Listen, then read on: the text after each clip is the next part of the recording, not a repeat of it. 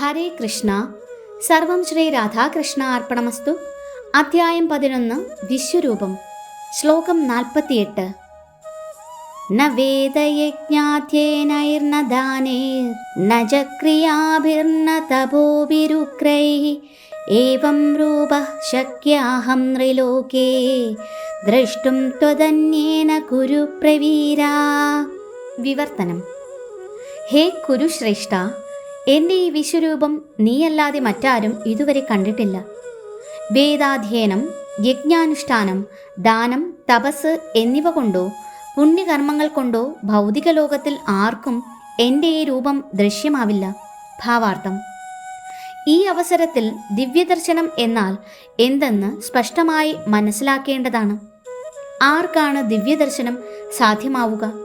ദിവ്യമെന്നാൽ ഐശ്വര്യം. ഒരു ദേവന്റെ നിലയിലെത്തിയവർക്കേ ദിവ്യദൃഷ്ടി കൈവരൂ. ആരാണ് ദേവൻ? വിഷ്ണു ഭക്തന്മാരാണ് ദേവന്മാർ എന്ന് വേദസിദ്ധാന്തമുണ്ട്.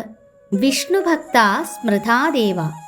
നാസ്തികർക്ക് അഥവാ വിഷ്ണുവിൽ വിശ്വാസമില്ലാത്തവർക്കും കൃഷ്ണന്റെ വ്യക്തിശൂന്യ ഭാവത്തിൽ മാത്രം മഹത്വം ദർശിക്കുന്നവർക്കും ദിവ്യദർശനം സാധ്യമല്ല. കൃഷ്ണനെ അവഗണിക്കുകയും അതേസമയം ദിവ്യദർശനം ലഭിക്കുകയും ചെയ്യുക അസാധ്യം തന്നെ. ദൈവീകത കൈവരിക്കാതെ ദിവ്യദർശനം സാധ്യമല്ല. നേരെ മറിച്ച് ദിവ്യദർശനമുള്ളവർക്ക് അർജുനൻ കണ്ടതുപോലെ വിശ്വരൂപം കാണാൻ കഴിയും. ഭഗവത്ഗീതയിൽ വിശ്വരൂപ വർണ്ണനയുണ്ട്. അർജുനന് മുമ്പ് ആർക്കും ഈ രൂപത്തെക്കുറിച്ച് അറിവുണ്ടായിരുന്നില്ലെങ്കിലും ഈ സംഭവത്തിനു ശേഷം നമുക്ക് ഇതിൻ്റെ ഒരു ഏകദേശ ജ്ഞാനം ലഭ്യമായി. ശരിക്കും ദിവ്യതയുള്ളവർക്ക് ഭഗവാന്റെ വിശ്വരൂപം കാണുക തന്നെ ചെയ്യാം. തികച്ചും കൃഷ്ണന്റെ ഉത്തമ ഭക്തനാകാത്തിടത്തോളം കാലം ഒരാൾക്ക് ദിവ്യനാകാൻ സാധിക്കുകയില്ല. വാസ്തവത്തിൽ ദിവ്യസ്വഭാവികളും ദിവ്യദൃഷ്ടിയുള്ളവരും ആയ ഭക്തന്മാർ വിശ്വരൂപ ദർശനത്തിൽ ഏറെ താല്പര്യമുള്ളവരല്ല. കഴിഞ്ഞ ശ്ലോകത്തിൽ പറഞ്ഞതുപോലെ കൃഷ്ണന്റെ ചതുർഭുജ വിഷ്ണുരൂപം കാണുവാൻ അർജുനൻ ആഗ്രഹിച്ചു. വാസ്തവത്തിൽ അർജുനന് വിശ്വരൂപത്തെ ഭയമായിരുന്നു. ഈ ശ്ലോകത്തിൽ പ്രമുഖങ്ങളായ ചില പദങ്ങളുണ്ട്.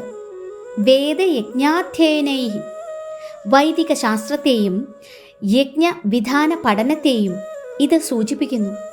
വേദം എന്ന പദം ഋക്, യജുസ്, സാമം, അഥർവം എന്നീ 4 വേദങ്ങൾ, 18 പുരാണങ്ങൾ, ഉപനിഷത്തുകൾ, വേദാന്ത സൂത്രം എന്നിവയെ കുറിക്കുന്നു.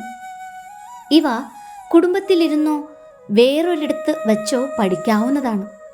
കൽപ്പസൂത്രങ്ങളും മീമാംസാസൂത്രങ്ങളും യജ്ഞാനുഷ്ഠാന വിധികൾ വിവരിക്കുന്നവയാണ്.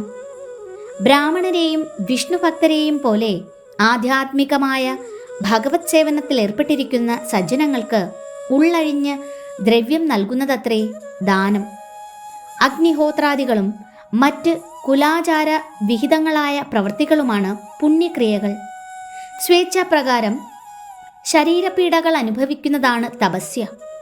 ഇങ്ങനെ ദാനം, തപസ്, വേദപഠനം ഇവയെല്ലാം അനുഷ്ഠിച്ചാലും അർജുനനെ പോലെ കൃഷ്ണഭക്തനല്ലാത്ത പക്ഷം ഒരാൾക്ക് വിശ്വരൂപ ദർശനം ലഭ്യമല്ല. വിശ്വാത്മകമായ ഭഗവത് രൂപ ദർശനം സിദ്ധിച്ചതായി നിർഗുണോപാസകരും സങ്കല്പിക്കാറുണ്ട്. പക്ഷേ അവർ ഭക്തന്മാരല്ലെന്ന് ഭഗവത്ഗീതയിൽ നിന്ന് നമുക്ക് മനസ്സിലാക്കാം. അതുകൊണ്ട് കൃഷ്ണന്റെ വിശ്വരൂപം അവർക്ക് ദൃശ്യമല്ലതാനും.